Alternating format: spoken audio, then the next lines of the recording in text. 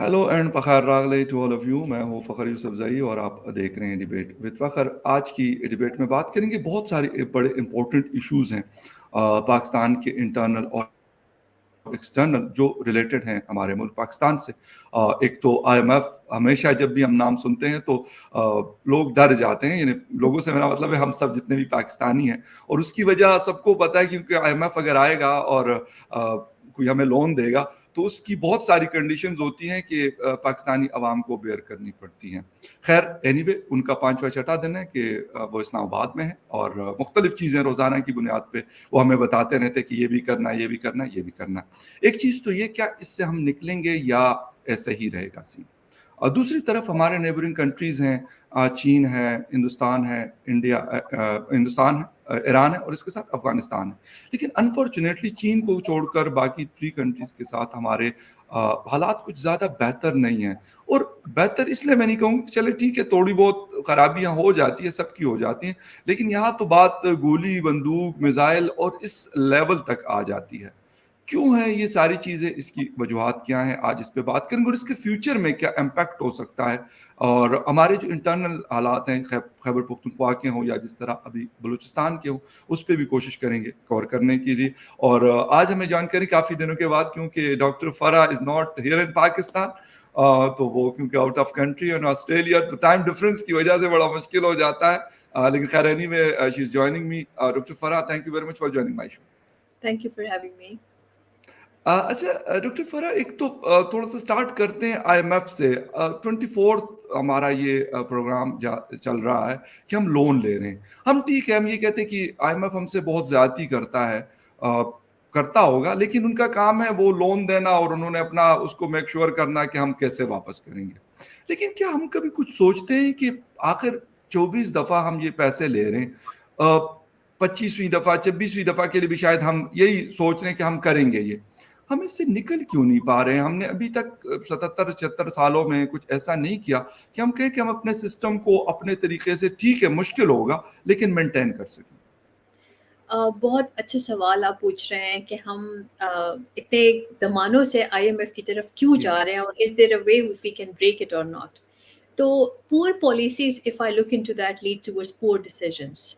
और हमारे जो इकोनॉमिक पॉलिसीज़ है they are not very stable in terms of कि वो चीज़ों को सॉल्यूशन की तरफ लेकर जाए। वो चीज़ों को उलझा रहे हैं और हर जो कहते हैं गुज़रते लम्हे के साथ मज़ीद उलझ ही रहे हैं हम सब। जी। तो आईएमएफ के साथ हमारा ये एक कंटिन्यूएशन है जो मुसलसल चले जा रहा है।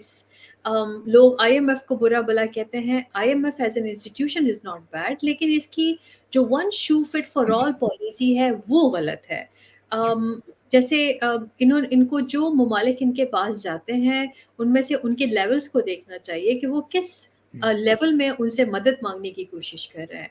फिर जो उसकी policies like part and parcel of the IMF programme होती है, जिसमें ऑस्टेरिटी मेजर्स होते हैं, हाई यूटिलिटी बिल्स होते हैं, टैक्स का सिस्टम होता है, वो तमाम चीज़ें जो होती है they are very unfriendly towards the economic situation of a country who is really going through a fragile kind of economic environment. अब इन हालात में अगर IMF उन पे वो हाई यूटिलिटी बिल्स अप्लाई कर देता है, इंटरेस्ट रेट्स बढ़ा देता है, devaluation of their local currency हो जाती है।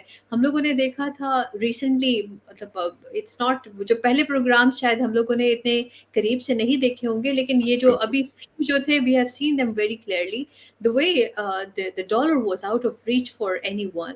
और जी। उसके साथ उसका जो इम्पैक्ट हमारी ऑर्डिनरी लाइफ पे आ रहा था, that was too strong for us as a nation to look after and to manage that. तो उन तमाम चीज़ों को देखते हुए I would say कि one shoe fit for all policy of the IMF is a drawback of the IMF. लेकिन overall the institution, I think that there's no problem with that. They only help and support those countries who are in need of financial support. Now coming over to the question that you're posing, if we can come out of it or not. जी। मेरे ख्याल से कि हमारे हालात ऐसे हो गए हैं या बना दिए गए हैं या कहते हैं ना ड्राफ्ट कर दिए गए हैं कि we can not come out of it. अभी जो ये डेट ट्रैप की बातें की जा रही है, like whenever I open any Pakistani media और या कोई भी अखबार के कोई आर्टिकल्स उठा बिल्कुल। लूँ तो हर जगह पे डेथ ट्रैप की बात की जा रही है। And why, from where this death trap is coming up? Because there is a frequent talk about कि प्रोलॉन्ग प्रोग्राम की तरफ बढ़ रहे हैं हम। जी। तो अगर प्रोलॉन्ग प्रोग्राम की तरफ हम बढ़ेंगे, like we are at the moment talking about 3 to हुँ, 4 बिलियन, तो वो उसका इम्पैक्ट हम पे क्या पड़ेगा?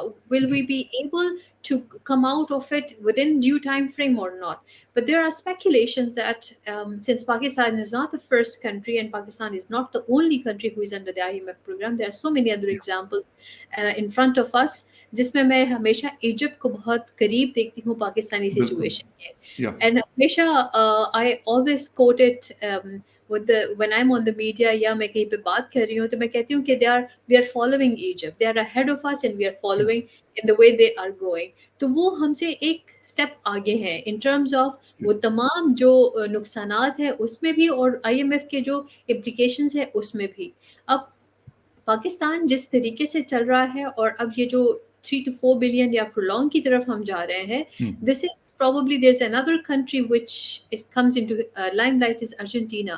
कि प्रोबेबली हम लोग अर्जेंटीना के लाइन पे लग जाएंगे, this is like this the how the way they got into the program और वो प्रोलॉन्ग की तरफ गए and they became a target of the death trap.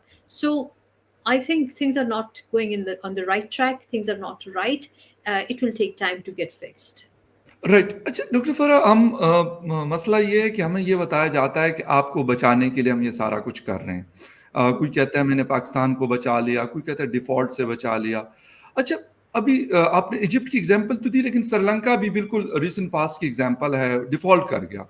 लेकिन आफ्टर दैट वहाँ पर इस वक़्त जो इन्फ्लेशन रेट है दैट इज़ 7%, और मैं और आप जो बेयर कर रहे हैं as a Pakistani that is 44%। तो इससे तो बेहतर मैं कहता हूँ कि उन्होंने डिफ़ॉल्ट करके दोबारा वो रिवाइव कर गए और वहाँ पे हालात बहुत तेज़ी से बेहतर हुए हैं। ये Mhm. क्यों? हमें ये बताते तो हैं, लेकिन उसका बर्डन तो एट द एंड मुझे और आपको या हम जैसे पाकिस्तानियों को बेयर करना पड़ता है। ना तो कोई भी गवर्नमेंट हो, मैं किसी पॉलिटिकल पार्टी की नहीं बात कर रहा कि कोई बहुत अच्छा है, कोई बहुत बुरा है, लेकिन वो लोन ले लेते हैं, वो खान साहब हो, इमरान खान साहब हो या अभी शहबाज शरीफ साहब हो या कोई उनसे पहले के लोग हों, लेकिन उसका बर्डन तो मेरे और आपके ऊपर बढ़ रहा है। जिस तरह की अभी शो से पहले हम बात कर रहे थे कि इलेक्ट्रिसिटी के बिल्स अगर देख ले गर्मियों के, तो लाख लाख, डेढ़ लाख रुपए बिल आए। अभी मुझे लोग बता रहे थे इस्लामाबाद में कि बिल्कुल छोटे घरों का बिल 50 और 60 हज़ार रुपए आया हुआ है। अगर बड़े घर हैं तो लाख रुपए से ऊपर का बिल। यानी कभी किसी ने सोचा भी नहीं था कि ये भी हो सकता है। देखिए, एक चीज़ उसका जो इम्पैक्ट पड़ रहा है, वो जी, एक आम पब्लिक पे पड़ रहा है, एक आम आदमी पे पड़ रहा है। चाहे वो ठेले वाला है, चाहे वो आला दफ़्तर में बैठा अफ़सर है, हर एग्ज़ैक्टली। कोई उससे अफ़ेक्टेड है।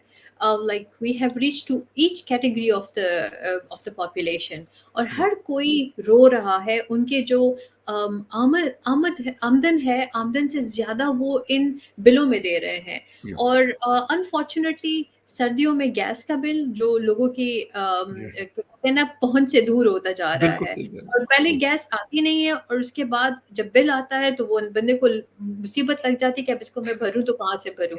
और अभी गैस का चक्कर खत्म नहीं हुआ कि बिजली का शुरू हो जाएगा। जी, सो बिल्कुल। Like these are all the problems that the Pakistani nation and the population is facing. जी, लेकिन क्या इन्होंने अभी तो बल्कि एक नई चीज़ भी सुनने को आज आई थी कि प्रॉपर्टी पे टैक्सेस लगा रहे हैं और उसके थ्रेशोल्ड्स बना रहे हैं और इसके अलावा जो दुकानदार हैं, उनके दुकानों पे कुछ ऑटोमैटिकली उनके बिल्स में जी, से बिल्कुल। टैक्सेशन ली जाएगी। जी, तो बिल्कुल। इन्होंने नए-नए तरीके से वो tax is not a bad thing, it's good we all pay taxes. Yeah, लेकिन जो टैक्स नहीं पे कर रहे हैं, भई उनके पीछे जाओ। जो ऑलरेडी पे कर रहे हैं, उनसे और क्या चाहते हो? Like do you want to cut them to size? क्या उसके साथ करना चाहते हो?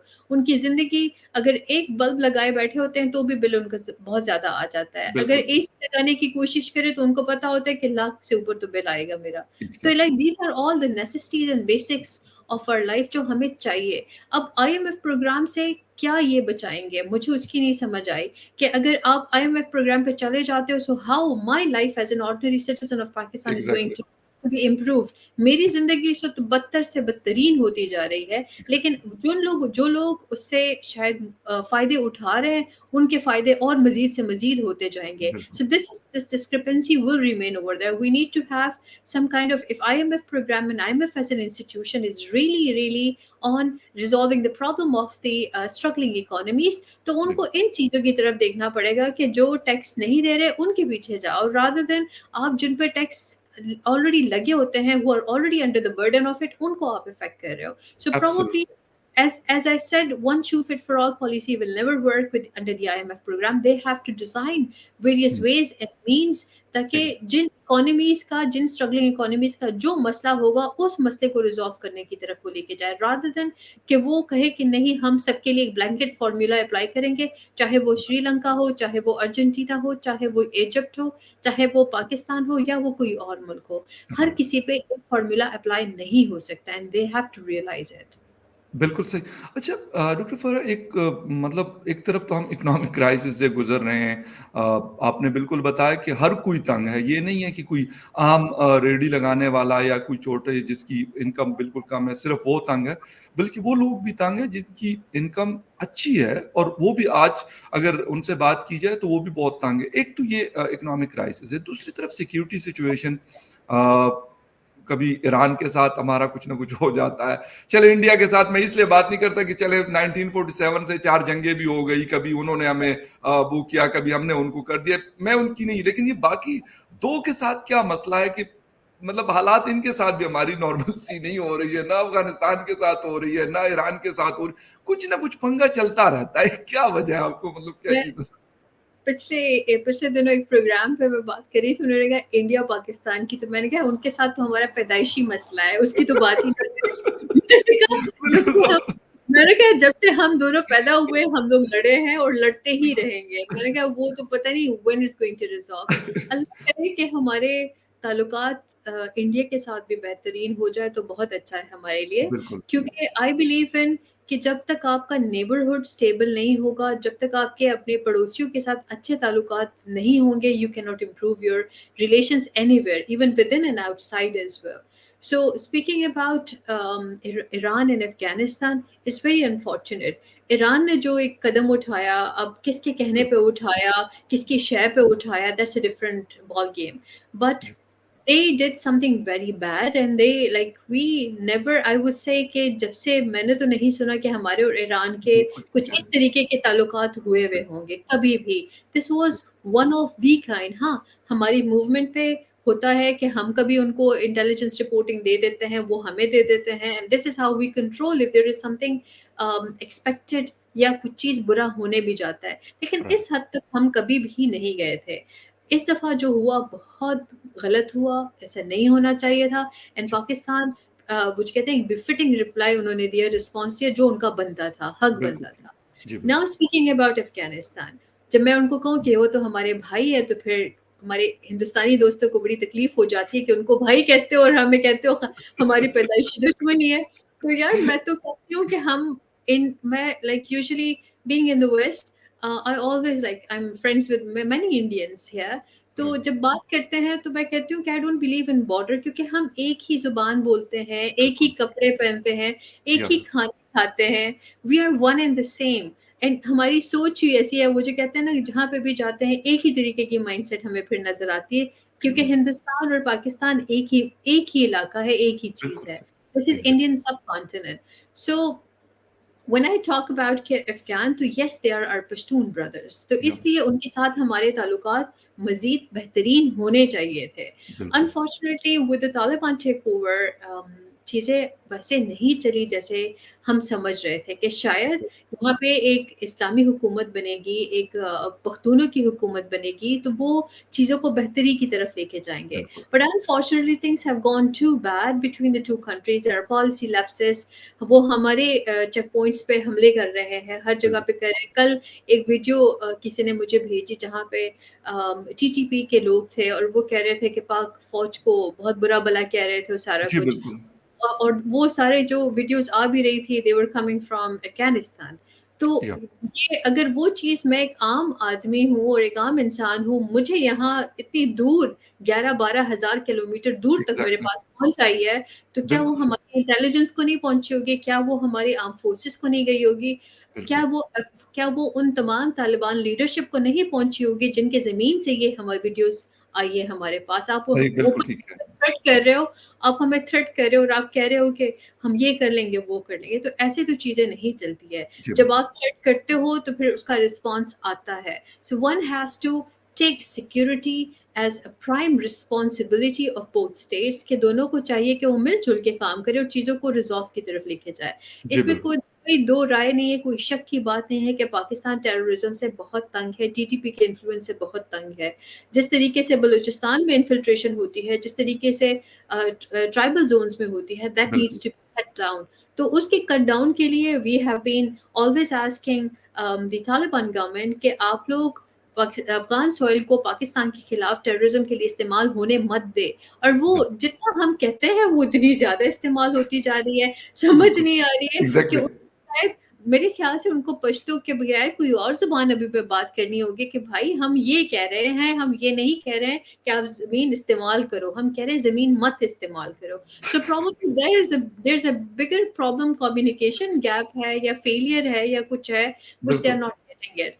But at the moment, I would say things are not rosy. Things are a bit clumsy between the two या states. या अच्छा डॉक्टर फरा आपने बिल्कुल बात की क्योंकि आप भी मुख्तलिफ इस तरह के इवेंट्स में जगहों पे जाती हैं और बहुत दफ़ा मैंने देखा है कि आप अफ़गान इशू के ऊपर आप बोलती हैं काफ़ी। अच्छा आमिर खान मुत्तकी साहब अभी तक जब से उनकी हुकूमत बनी है I think so if I am not wrong तो 4 दफ़ा वो पाकिस्तान आए हैं। इत्तेफ़ाक और चारों दफ़ा मेरा भी जाना हुआ उनसे या बाकी इस तरह के डेलीगेशंस आते हैं, काबुल मेरा जाना जब भी हुआ तो किसी न किसी से इंटरेक्शन होती है। और ये क्वेश्चन जब भी किया तो वो एक जवाब देते हैं कि ये आप लोगों का इंटरनल मैटर है। अभी रिसेंटली मैं आसिफ दुरानी साहब को पढ़ रहा था तो वो भी यही कह रहे हैं कि जी वो हमें यही यही जवाब देते हैं कि आपका इंटरनल मैटर है 15-20 सालों से टीटीपी है। वो इस बात को मानने को तैयार ही नहीं है। बिल्कुल आपने वीडियोज़ की बात की और वो वीडियोज़ धड़ाधड़ आ रही हैं, मैंने भी देखी हैं और हाफ़िज़ गुल बहादुर और बाकी लोग बाकायदा इंस्ट्रक्शंस दे रहे हैं उसके अंदर। लेकिन वो Exactly. कहते हैं नहीं हम तो कुछ नहीं कर रहे हैं, ठीक है मैं ये मानता हूँ कि हो सकता है वो कोई डायरेक्ट सपोर्ट ना करते हो, लेकिन उनकी ज़मीन पे वो है, वो लोग सारा कुछ कर रहे हैं। तो ये क्यों हम कम्युनिकेट नहीं कर पा रहे? हालाँकि हमारी जो आपने बात की कि हमारी बहुत हाई एक्सपेक्टेशंस थी 2021 में जब ये लोग आए। हमने कहा अशरफ गनी साहब से शायद हम बात नहीं सही कर पा रहे हैं, लेकिन इनके साथ हो जाएगी। लेकिन इनके साथ ज़्यादा बिगड़ गई। जी, ऐसा ही है। अब इनको अगर ये इस चीज़ से दूर हटने की कोशिश करते हैं कि शायद टीटीपी पाकिस्तान का इंटरनल प्रॉब्लम है और जी, अफ़गान तालिबान का इससे कोई लेना-देना नहीं है, they are completely wrong because TTP is having all the operations from Afghan soil against Pakistan. तो जी, जब आप एक जगह से एक बम जाता है, एक धमाका जाता है, रिपोर्टिंग आती है, इंटेलिजेंस शेयरिंग आती है, सारी चीज़ें आती हैं, ऑपरेशंस वहाँ से मैकेनाइज़्ड हो रहे हैं। इनको हम चूचे नज़र आते हैं कि हमें कुछ नहीं समझ आ रहा है। सो this is really really insane. जैसे मैंने कहा कि एक आम आदमी मुझे समझ आ रही है, तो क्या पाकिस्तानी इंटेलिजेंसिया को, आर्म्ड फोर्सेस को, उनको नहीं बिल्कुल, समझ आएगी कि कौन इसके पीछे राइट, है। वी हैव बीन, अगर हम लोग ईरान को बेफिटिंग रिस्पॉन्स दे सकते हैं, तो हमारी कैपेबिलिटी है, हम अफ़गानिस्तान को भी दे सकते हैं। Exactly, but the problem is we have always and always considered Afghanistan as our brother country rather than a country जो शायद हमारे साथ ना हो। जैसे मैं हमेशा बात करती हूँ कि हम न्यूज़ीलैंड को कज़िन्स कहते हैं, तो इस तरीके से हम अफ़गानियों को भी कज़िन्स ही कहते हैं, क्योंकि एग्री हम बिल्कुल, भाई हैं, हम बहनें हैं, हम साथ पले-बड़े होते हैं, हम साथ रहे होते हैं। लेकिन एक चीज़ इनको टेररिज़्म की ज़ुबान में समझना कि क्या ये कर सकते हैं इनके लोग, चाहे वो टीटीपी उसको हमारा इंटरनल कहे या हम उसको एक्सटर्नल कहे, लेकिन अगर उनके ऑपरेशंस अफ़गानिस्तान से मैकेनाइज़्ड होते हैं, उसका इम्पैक्ट पड़ेगा तालिबान पे। शायद इनको ये समझ आए या ना आए, but they have to get it. जी, now coming over to the potential of the Taliban government, uh, अगर ये नेटो को वहाँ पे हरा सकते हैं, अगर ये अमेरिकियों को भगा सकते हैं, तो क्या ये टीटीपी को और इन लोगों को ठिकाने नहीं लगा सकते हैं? आई बिल्कुल कैन ठीक नॉट कह रहे गेट हैं। दैट। तो यस। जिस तरीके से वो लाइटनिंग स्पीड के तहत वो काबुल में ये लोग पहुँचे हैं, तो क्या इनको पता नहीं है कि टीटीपी हमारी तरफ से लिस्टें चली जाती है कि भई ये तमाम या लोग इस जगहों पे बैठे हुए हैं, go and get hold of them.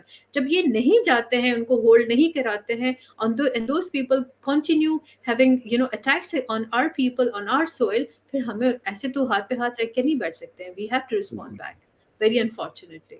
अच्छा, जैसे डॉक्टर फरा, एक चीज़ और भी आजकल देखने को मिल रही है, और वो खैबर पुख्तनख्वा और बलूचिस्तान के अंदर होने वाली इंसर्जेंसी की अगर हम बात करते हैं, बल्कि अभी मैं कुछ दिन पहले एक आर्टिकल पढ़ रहा था।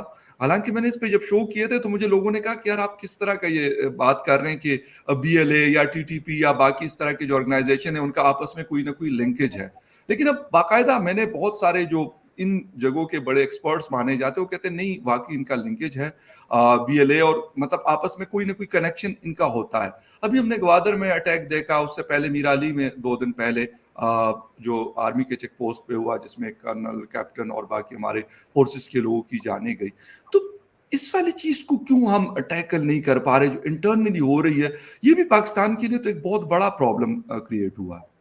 देखिए एक बात करना कि क्या ये जो बीएलए है या बलूचिस्तान लेड टेररिस्ट ऑर्गेनाइजेशंस है जी। या मिलिटेंट ऑर्गेनाइजेशंस है या TTP which is the mother of all problems for या Pakistan at the exactly. Moment, इनके बीच में क्या वो जो कहते हैं ना कनेक्शन क्या है, तो जहां से पैसा आ रहा है that's the major connection point. Right. तो वो जो फाइनेंस कर रहा है, जो उनको मदद दे रहा है इंटेलिजेंस में, इन चीज़ों में, that's the common point between the two of them. Okay. अब एक वक़्त पे उनको बलूचिस्तान से लोग चाहिए होते हैं, एक वक़्त में फिर उनको ट्राइबल ज़ोन से चाहिए होते हैं। So this is how they जो कहते हैं ना, they recruit the right people for the right job, and this is how it yes. Is having the commonality between the two groups, या जो अमंग ऑल दीज़ टेररिस्ट और militant organisations within KP and Balochistan is the financers behind it. जैसे आपने अभी अगर Moscow का सुना होगा, तो वो कह रहे जी थे कि बिल्कुल। इट वाज़ डिक्लेयर्ड कि वो इस्लामिक स्टेट ने कराया है। फिर उन तमाम लोगों को रशियंस ने पकड़ लिया है, and then they got behind it कि वो कौन था, कैसे थे, तो उन्होंने कहा हमें तो टेलीग्राम से उन्होंने रिक्रूट कराया और फिर उसके तहत हमें पैसे दिए गए, and this is how things work. So at this day and age we can buy anyone for any kind of jobs, और उस तरीके से जो उसको फाइनेंस करता है, and I must say the security agencies of Pakistan, they are very well aware of कि कौन किसको किसके पेरोल पे है। तो हाँ, राइट। सारी चीजें खुली है, कुछ भी उसमें हिडन नहीं है। That's why things are not very rosy between all the neighboring countries except for China, luckily at the moment, क्योंकि शायद वो एक जाइंट है जिसके साथ ये लोग कहते हैं ना मैसअप करने की कोशिश कर रहे हैं। तो जी उनके जी। साथ करने के लिए ऑल दीज अदर स्टेट्स, जिसमें पाकिस्तान, अफगानिस्तान, ईरान, उनको यूटिलाइज किया जा रहा है। पीछे से कौन कर रहा है? Can be India, can be some other powers. Right, बिल्कुल सही। अच्छा, डॉक्टर फरा, लास्ट क्वेश्चन वो सीपैक के हवाले से, क्योंकि गवादर का जब भी हम जिक्र सुनते हैं तो सीपैक जहन में आता है, सीपैक का जब हम बात करते हैं तो गवादर जहन में आता है। लेकिन इस तरह का अटैक होना ये नहीं है कि इससे पहले नहीं हुआ। उसके सराउंडिंग्स में भी हमने जीवनी में, बसनी में, उरमाड़ा में, मतलब मुख्तलिफ एरियाज में हमने ये चीज़ें देखी उसके उस एरिया के। लेकिन आपको क्या नजर आ रहा है? अभी ये कह रहे हैं, हुकूमत कह रही है कि हम सेकंड फेज में जाएंगे, अभी सेकंड फेज स्टार्ट होगा सीपैक का। तो इज इट पॉसिबल कि ऐसे हालात में, यानी गवादर आप भी गई होंगी, मेरा भी जाना हुआ है काफी दफा, बट आपके दिल और जहन में खौफ तो होता है कि भाई कुछ भी इस किस्म का हो सकता है, खुदा न खास्ता। देखिए, मैंने तो जब भी गवादर का मैं प्रोग्राम बनाती हूँ, मुझे कॉल आती है, नहीं अभी नहीं जा सकती आप, सिक्योरिटी क्लियरेंस नहीं है, आप अभी नहीं जा सकते हो। तो ये उसके हालात है सिक्योरिटी सिचुएशन के। Secondly we are talking about के we are entering into the second phase of CPEC and all of that. Is it possible that we can literally complete this project all together? If I be honest, I seriously doubt it, क्योंकि एक तरफ हम IMF programme में है, दूसरी तरफ हम CPEC की बात कर रहे हैं, तो क्या ये दो चीजें एक साथ चल सकती है? नामुमकिन है। या राइट। अच्छा, डॉक्टर फरा, टाइम हमारे पास खत्म है, लेकिन बस जस्ट शॉर्ट कमेंट आपका चाहूंगा कि फ्यूचर एक हमारे नेबरिंग कंट्रीज के साथ और हमारी इंटरनल सिक्योरिटी कुछ बेहतरी लगती है, या फिर यही लगता है कि अभी ये आगे भी हो सकता है 2 3 4 साल इस तरह की सिचुएशन? देखिए, अगर हम डिक्लेयर कर लेते हैं कि हमारा चाइना से कोई लेना-देना नहीं है और हम सरेंडर कर जाते हैं, तो हमारे ताल्लुकात ऑटोमैटिकली सबके साथ अच्छे हो जाएँगे। लेकिन जब तक हम इस लिम्बो में रहेंगे कि हमें चाइना के साथ भी चाहिए, हमें अमेरिका के साथ भी चाहिए, हमें और वेस्टर्न पावर्स के साथ भी चाहिए, तो चीज़ें will remain very confused and complex. Um, India के साथ हमारे ताल्लुकात बेहतर होना भी उसी की एक कड़ी है। So we have to Pakistan being located in such a strategic location जहाँ पे आप fortunately or unfortunately, you are bordering with one of the strongest economic power in the world that happens to be China. अब इस बॉर्डरहुड को आप और इस brotherhood को आप कैसे लेके जाओगे? कैसे इसको अपने लिए बेहतरीन बनाओगे? I as a researcher and a scholar, I believe कि जो स्ट्रॉन्ग रिलेशंस होते हैं नेबरिंग कंट्रीज के साथ, that's the key to success for any country and everyone. So we have to establish stronger relationship with our neighboring countries जिसमें Iran भी आता है, अफ़गानिस्तान भी आता है, इंडिया भी आता है और चाइना भी आता है। But all of these relations should not be at the cost of the sovereignty of Pakistan and the territorial integrity of the Pakistan. क्योंकि हमारे लिए जब तक हमारी sovereignty और integrity रहेगी, तभी हम होंगे। जब हम हमारी वो sovereignty ही चैलेंज हो जाएगी, then I think there is no point to talk about all these relationships बिल्कुल। and partnership and economic relations और सारा को वो फिर फिजूल हो जाता है सारा।